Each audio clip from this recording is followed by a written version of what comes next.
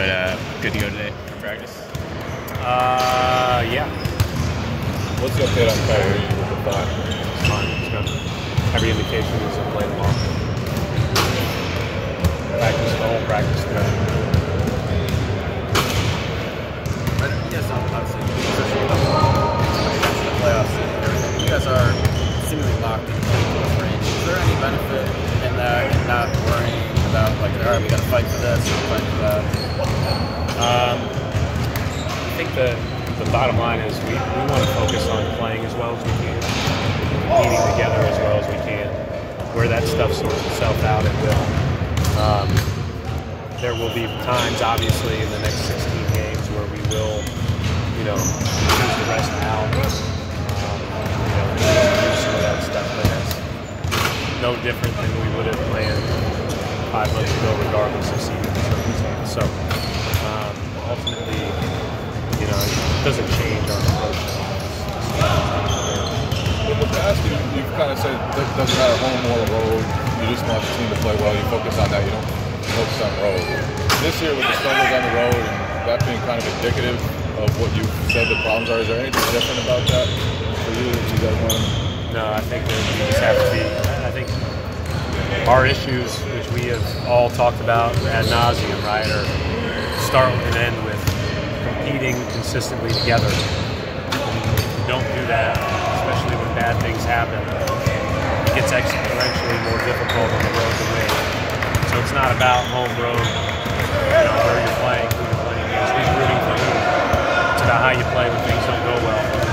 And hopefully we respond like we did the other night. When Sacramento went on some of the runs. Sorry, I didn't mean to cut you off. When do you know that the worm has started to turn on that front, and that this is more of a consistent thing as opposed to kind of going back through the same? You're still going to have ups and downs, Tim. I mean, we're still, again, I always say this: you can win a playoff series and lose 3 times. So, ultimately, you're still going to have moments. Right. But there has to be a collective response that's connected, that's purposeful, and we haven't been as consistent at that this year.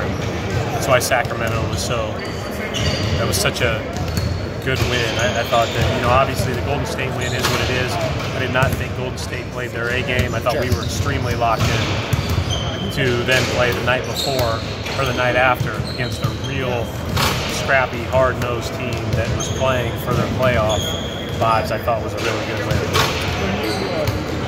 What's the last couple of months? How much has Al kept how important it's been?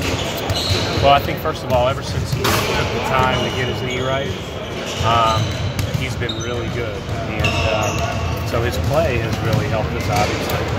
But I think he's a guy everybody looks up to, and we talked about it before when we were in Toronto. He's a very steady, consistent person. When you talk about answering any of those runs that other teams go on, what are the hallmarks on the court that you need to see to show you? Well, I think it's the way that guys respond together. I think offensively you can see it in understanding where we need to go, who needs to touch it, and how you need to execute. Defensively, you're going to make everything as difficult as possible. It's always going to work out your way, but you can see it in the play. Fred, Shimmy got a second look with that big unit you were running the other night. What did you see from him with that group and just kind of in his minutes? I thought Shemmy did a good job. I think Shemmy, I told Shemmy this the other day, I'm not sure he's not our most improved player. And the unfortunate part is because of our, just the depth at those positions, the wing positions, it's hard for him to find many minutes.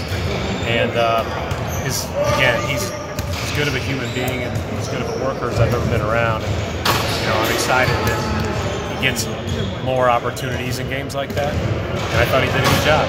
And his hustle play, when he knocked the ball loose in transition the other night, was a huge play at a critical time. And he'd be a big part of a bigger switching lineup. Brad, the Lakers obviously struggling right now. Yeah. You guys have two good wins in a row. Is there a fear that this is kind of a dangerous game?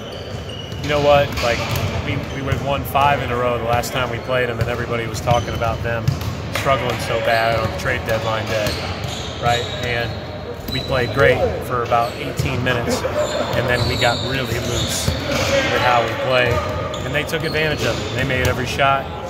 LeBron was dominant. We just didn't respond, and Rondo ended up hitting that game winner. Our guys know, and everybody paying attention to the news, and you see the talk about LeBron's minutes and all that stuff. It's not the case tomorrow against the Celtics in the national TV game Saturday night. So at the end of the day, we're going to have to play really well to win. We have a lot of respect for the team. We have a lot of respect for all their guys, and they beat us last time, and they thoroughly outplayed us for 30 minutes of that game. Going back to the end of the Sacramento game, Brad, in terms of responding to adversity and the offense, how pleased were you just in that fourth quarter, like getting the ball to the spots? It seemed like you guys always got a good shot there. We got good shots. Our spacing wasn't always great. We talked about that today. I thought we crept up on our shooters a little bit and brought defenders into help, but I thought our execution was pretty good, and guys made big shots. Again, Al had a couple of those plays. Jason Tatum made big shots. Obviously, Jordan's last one. A lot of different guys stepped up.